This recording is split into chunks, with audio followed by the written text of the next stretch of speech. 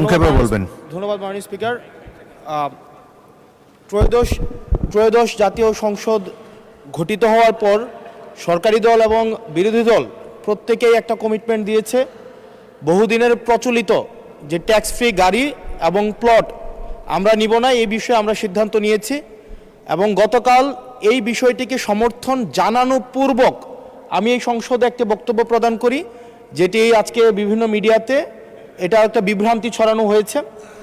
আমি আমার জায়গা থেকে যেই ট্যাক্স ফ্রি গাড়ি আমরা নিব না এবং প্লট এই সুবিধাটি যেটা আমরা নিব না, এই সিদ্ধান্ত সমর্থনপূর্বক আমি জানিয়েছি জেলা পরিষদের চেয়ারম্যান, উপজেলা পরিষদের চেয়ারম্যান, পৌর মেয়র, ডিসি, ইউনো, এসিল্যান্ড সহ অন্যান্য সরকারি অফিসার সরকারি কার্য পরিচালনা করার জন্য যেভাবে সরকারি একটি গাড়ি পেয়ে থাকে, ঠিক একই প্রক্রিয়ায় আমাদের যারা সংসদ সদস্য আছে তাদেরকে ঠিক একই প্রক্রিয়া একটি গাড়ি ব্যবহার করা দেয়া যায় কিনা সেটি আমি এই সংসদে আমি জানিয়েছিলাম।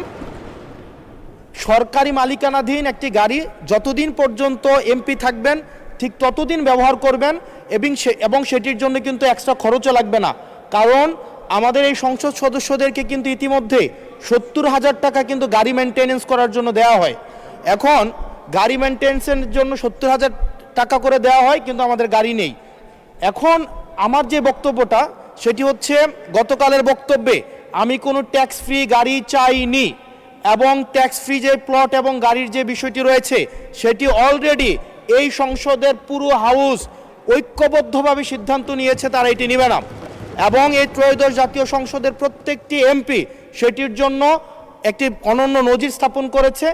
এটি মিডিয়াতে বিভ্রান্তি সৃষ্টি করেছে, সেটির জন্য এখানে পুনরাবৃত্তি করেছি সকল এমপিদের পক্ষ থেকে যে আমরা ট্যাক্স ফ্রি গাড়ি বা প্লটের সুবিধা না, অন্যান্য যে সরকারি সুবিধা আছে সেটির মতো করে যতদিন এমপি থাকবে ঠিক ততদিন এমপি শেষ, তারপরে হচ্ছে গাড়িটি আবার সরকার ফিরিয়ে নিবে, সেটির জন্য হচ্ছে আজকে এখানে দাঁড়ানো মাননীয় স্পিকার। ধন্যবাদ।